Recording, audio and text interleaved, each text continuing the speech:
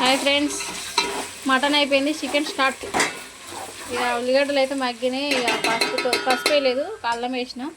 ఇక తర్వాత పసుపు వేయాలా, కొంచెం సేపు ఉంచి చికెన్ వేయాలి. ఇక వంటల మాస్టర్ మా చెల్లినే. వంటల మాస్టర్లు ఎవరు పిలవలేదు. ఇక మా చెల్లె కంటే అద్భుతంగా ఎవరు చేయరు, కానీ మా చెల్లినే పిలుచుకున్నా, చేస్తుంది. సారీ, మొత్తానికి మా సిస్టర్ని వంటల మాస్టర్ చేశాను. ఇంకా అంతే. చికెన్ పుదీనా కూడా వేసుకోవాలంట అండి, మా చెల్లి చెప్పింది.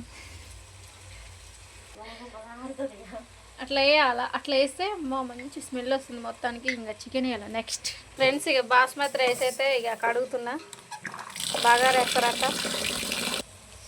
ఇక మొత్తానికి అయితే మంచిగా స్మెల్ అయితే వస్తుంది. మంచి ఉప్పు కారం అయితే ఎంత ఊరిలో వస్తున్నాయి ఫ్రెండ్స్. మీరు అందరు మిస్ అవుతున్నారు. రండి మా ఇంటికి, అందరూ కామెంట్ చేయండి. ఇంకా యమ్మహో యమ్మీ లేదని ఇట్లా మిక్స్ చేసుకోవాలి ఫ్రెండ్స్. ఇట్లా చేసుకుంటే వాసన వండక ముందు ఎంత బాగా వస్తుంది, తింటూ ఎంత బాగుంటుంది, అయితే ఎంత బాగుంటుంది ఫ్రెండ్స్. ఇక బాగా అయితే ఇక పెద్ద గిన్నె పెట్టినాం, పెద్ద వచ్చింది కదా అని పెద్ద గిన్నె పెట్టేసినాం. నెయ్యి వేసిన ఫస్ట్ అయితే వేసుకోవాలి. పెద్దగా అయిపోయింది ఫ్రెండ్స్, ఒక మూలకే పోయింది. అన్ని సామాన్లు అయితే వేసుకున్నాము. ఇక అవి కలపాల బాగా. ఏం చేయాలి, చికెన్ కూడా అయిపోయింది ఫ్రెండ్స్. చికెన్ అలా కలిపేసుకోవాలి మొత్తం బాగా. చూడండి, వాటర్ అయితే అదే వచ్చింది, ఎసరు కూడా పోయేది. కావాలంటే కొంచెం పోసుకోవచ్చు. బగారా రైస్ వేయాలి,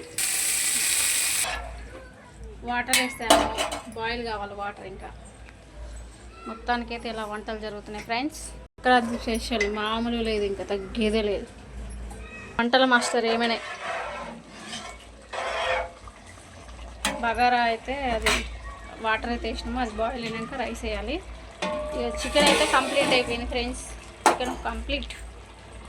ఇక మసాలా వెనకేసుకొని దింపేసుకుంటే సరిపోతుంది ఫ్రెండ్స్. చికెన్ అయిపోయింది, మసాలా వేస్తున్నాను, దింపుడే. ఇంకా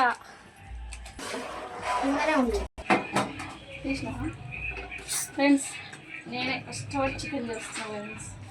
అదేం కాదు, చికెన్ ఫ్రెండ్స్.